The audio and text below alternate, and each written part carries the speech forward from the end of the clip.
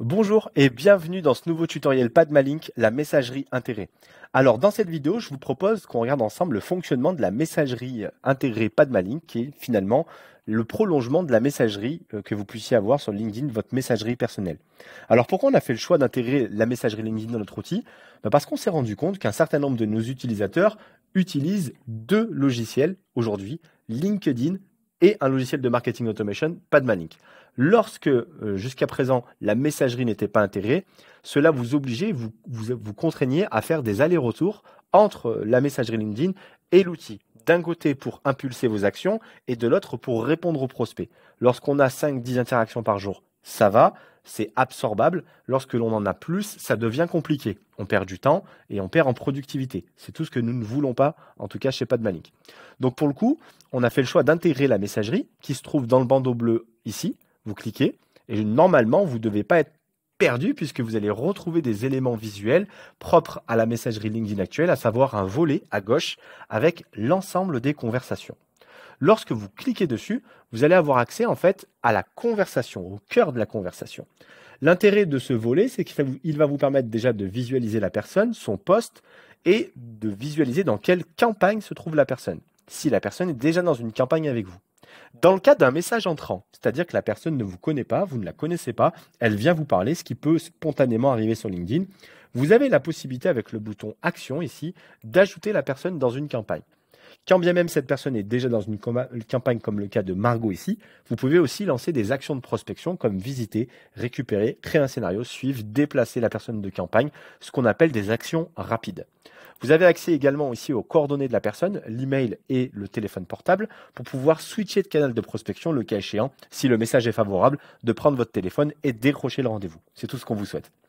Vous avez également la possibilité, lorsque vous cliquez ici directement sur le nom de la personne, d'ouvrir la fiche prospect correspondant à Margot. Ce qui permet de venir qualifier directement depuis la messagerie votre fiche prospect sans avoir à retourner dans l'onglet prospection dans votre campagne, etc., etc. On a tout fait vraiment pour que vous puissiez gagner du temps. Voilà, c'est à peu près tout pour cette partie volet à droite. Pour la partie centrale, vous avez toujours cette zone de texte qui vous permet de taper votre message, c'est le cœur de la conversation.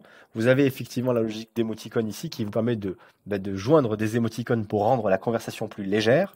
Et vous avez en dessous, ici, les templates de messages. On va s'arrêter quelques secondes sur cette partie template de message, template anglicisme qui veut dire message préenregistré.